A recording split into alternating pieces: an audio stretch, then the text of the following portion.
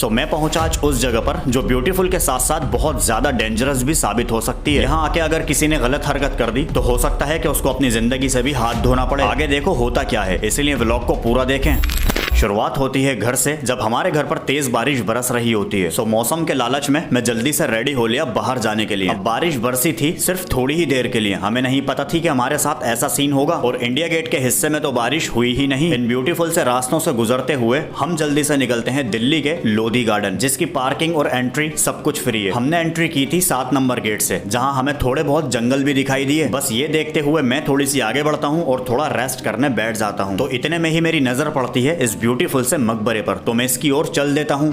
पुरानी इमारत है, देखने में किसी अजूबे से कम नहीं है। तारीफ करनी होगी उस टाइम की कलाकारी की। अब देखो इन जगहों में कपल्स आके उल्टी सीधी हरकतें किया करते थे, जिसका खामियाजा उनमें से कुछ को भुगतना भी पड़ा, क्योंकि यहाँ कब्र्स बनी है, इसीलिए यहाँ एक गार्ड भी हर टाइम रहता है। अब ऐसी जगहों में जिनों का बसेरा जरूर होता है। यूजुअली किसी को परेशान तो नहीं करता, मगर हाँ कुछ उल्टी सीधी हरकत बहुत ज्यादा भारी पड़ सकती है। अब मैं सोच रहा हूँ कि उस टाइम में इतनी जबरदस्त कलाकारी कैसे हो सकती है। लाइक ये ब्यूटीफुल से बरामदे जो यहाँ की खूबसूरती को और ज्यादा इनहेंस करते हैं, मगर विदाउट टेक्नोलॉजी ये सब किस तरह से बनाया गया होगा। अब इतनी ही देर में ब्यूटीफुल सा लोकेशन देख के मैं अपना ये वीडियो शूट कर रहा होता हूँ, तो तभी मेरी नजर पड़ती है कुछ आशिकों की हरकतों पर। भाई जहाँ एक एक लड़कों ने अपनी 4-4 गर्लफ्रेंड्स के नाम लिखे होते हैं, पता नहीं भाभी बनी भी होंगी या फिर नहीं। खैर एंजॉय करो इस हसीन नजारों को। सब्सक्राइब एंड फॉलो करते हुए शेयर जरूर कर लेना, ताकि आपके भाई के हक में आपका भी सपोर्ट आ जाए। तो इस छोटे से ब्रिज पर मैं चढ़ता हूँ और मैं बहुत ज्यादा थक जाता हूँ, क्योंकि ये जगह इतनी ज्यादा बड़ी है कि पैदल चलते चलते भी इंसान थक जाएगा। ये गार्डन आपका है। अब ये देखकर मैं सोच रहा हूँ कि यहाँ एक छोटा सा घर बना लिया जाए, सही रहेगा।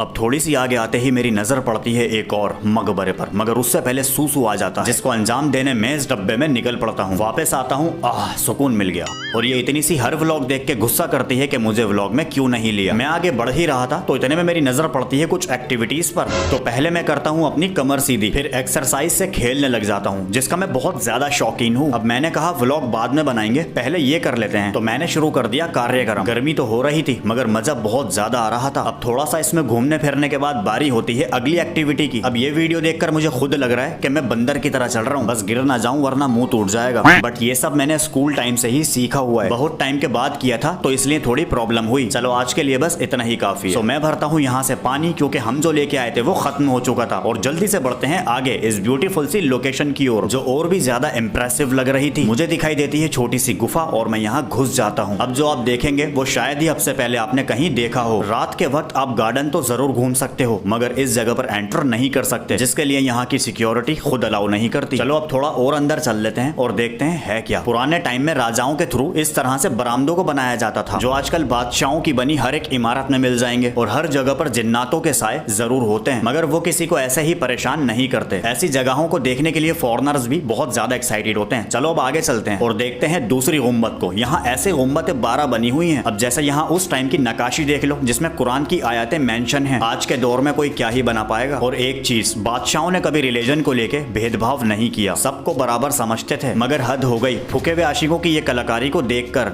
कुछ लोगों ने हिस्टोरिकल प्लेसेस को भी मजाक बना के रख दिया। बाहर आके देखता हूँ कि कुछ और कब्र्स बनी होती हैं। फिर जैसे ही यहाँ मैं ऊपर आता हूँ तो मुझे थोड़ा खौफ सा लगता है, क्योंकि मैं यहाँ अंदर अकेला ही होता हूँ। तो मैं तो जल्दी से निकल लेता हूँ बाहर, कभी कुछ और कांड हो जाए। व्लॉग्स बनाते बनाते मेरी बहुत ज्यादा हालत डाउन हो गई, हवा बिल्कुल बंद थी। और फिर इन सब भाई ने मुझे अपना छिपा हुआ टैलेंट दिखाया।